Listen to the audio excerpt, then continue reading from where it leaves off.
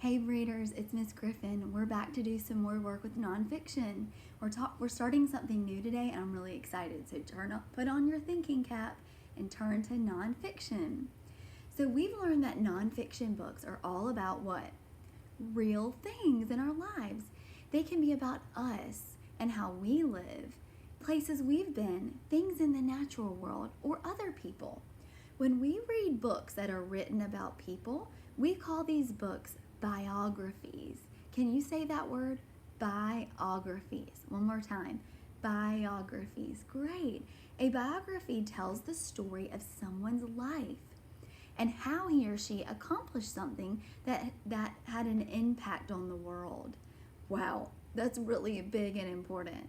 If something you did was so awesome that it impacted the world, it's definitely worth writing a story about. That's what a biography is. So we read these books to learn about these people's journeys they took, to satisfy their curiosity, and sometimes to inspire us to do great things. Today we're going to read a biography about Jane Goodall. As a young girl, so that we can learn about her curiosity about the natural world. And that led her to her dreams that were related to wild animals. So she was so curious about wild animals. Have any of you heard of Dr. Jane Goodall or know anything about her? Some of you might have. Well, you're going to learn in this book that by the end of the book that she loved chimpanzees. That's her favorite animal. So if you don't know who that is, she loved chimpanzees, and her love and curiosity for chimpanzees took her to Africa. And we're going to learn about her accomplishments as she grew up there. So as we read, we're going to pay attention to important information about Jane Goodall and the experience she had as a curious little girl. We will also notice how this nonfiction book is different from the other nonfiction books we've read so far. We've read a lot of nonfiction together. This one's going to look different. Take a close look at the cover of this book. What is one thing you notice about the subject of this biography and the artwork that's included? Pull out your whisper turtle and tell them what you notice. Boys and girls, do you notice that this book it has illustrations, not photographs like we're used to? Was anybody thinking what I was thinking? Yeah. And it also has a Caldecott on her. It looks like an image of Jane, and it's not a picture of her, right? It's her. That's her right here. And someone drew that, and she's holding a stuffed animal. This book really looks like a storybook, doesn't it? Because it has illustrations. Okay, let's look at the back cover. I'm going to read the back while you check out the front some more. Here is the story of a little girl named Jane who dreamed of a life helping animals and grew up to change the world. And then this is something called a quote. A quote is what somebody said. So Dr. Jane Goodall said these exact words. There are so many people who have dreamed seamlessly, unattainable dreams, and because they never gave up, achieved their goals against all the odds, or blazed a path along which others could follow. They inspire me.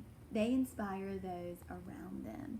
And here is a real photograph of Jane Goodall with what? A chimpanzee. So it does seem like this book will sound like a story. Biographies are like storybooks, guys, because they tell the story of someone's life or part of his or her life. In this book, the author decided to concentrate on the beginning of the subject's life, Jane, the beginning of her life. We will read to learn about Jane Goodall as a little girl. You guys ready? Me, Jane, by Patrick McDonnell.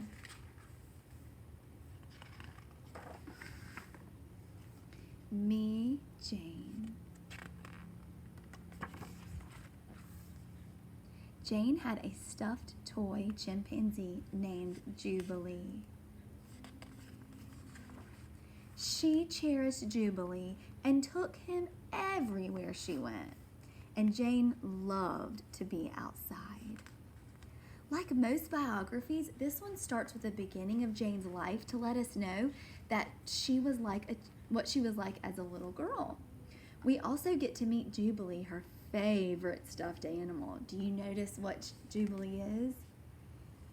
A chimpanzee. She watched birds making their nest, spiders spinning their webs, and squirrels chasing one another up and down trees. Jane learned all that she could about the animals and plants she studied in her backyard and read about in books. What have we learned so far about Jane and Jubilee? Do you think this stuffed animal led to Jane's curiosity about chimpanzees and her interest in things that happen in nature? Yeah, she was curious and fascinated with nature. She liked to study her backyard and watch the animals and plants. Whoa, check out this page. Let's just do one page at a time here. The Alligator Society. Look, it's a photograph of an alligator and a drawing, the alligator, pterodactyl, and an eagle. She's comparing the wings. Wild bird puzzle.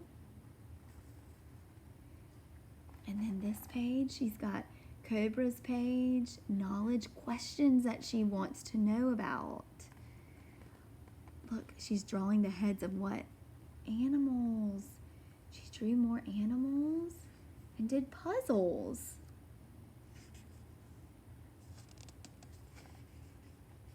What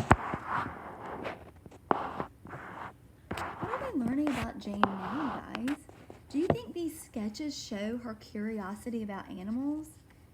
Yes, I do too. Jane's drawings seem to show that she was interested in many different kinds of animals. Yeah, not just one, right? Not just the chimpanzee. Lots of different animals.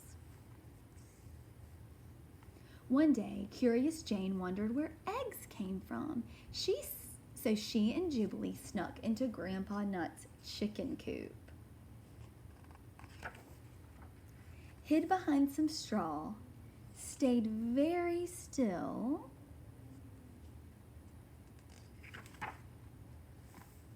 and observed the miracle.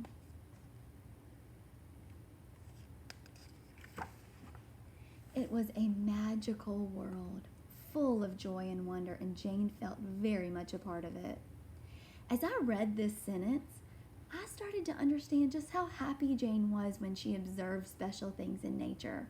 She felt joyful and knew she belonged. What do you think Jane felt?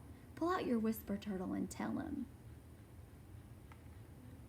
Yes, I'm thinking what you're thinking. I think it says she was full of joy and look at how comfortable and happy she is out in nature. Just like we talked about what we want to be when we grow up, I want you to feel this great when you're doing your job one day. So pick something that you love. Jane often climbed her favorite tree, which she named Beech. She would lay her cheek against its trunk and seem to feel the sap flowing beneath the bark.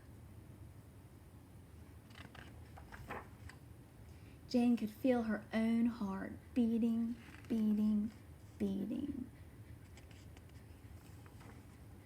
With the wind in her hair, she read and reread the books about Tarzan of the Apes, in which another girl, also named Jane, lived in the jungles of Africa. Jane dreamed of a life in Africa, too. What I know about Dr. Jane Goodall as an adult is that she spent many, many years in Africa studying chimps and other animals. I never knew this was something she thought about as a young girl. This is an important piece of information that the author has shared with us in this biography.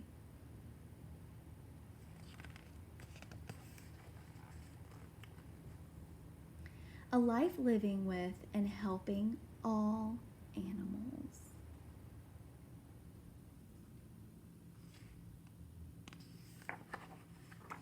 At night, Jane would tuck Jubilee into bed, say her prayers,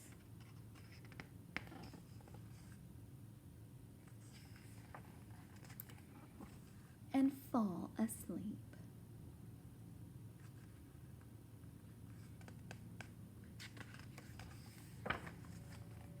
To awake one day